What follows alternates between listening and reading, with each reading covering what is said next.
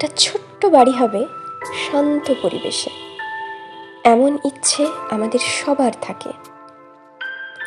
ঠিক বাবুই পাখির নিজ হাতে বানানো বাসার মতো। এরম একটি বাড়ি এখানে তৈরি হচ্ছে। 2টো রুম, একটি ডাইনিং, কিচেন এবং বাথরুম সহ 960 স্কয়ার ফিটের মধ্যে বাড়িটি তৈরি হচ্ছে। বিকেল প্রায় 4:30। মিস্ত্রি আজকের মতো তার কাজ শেষ করছে।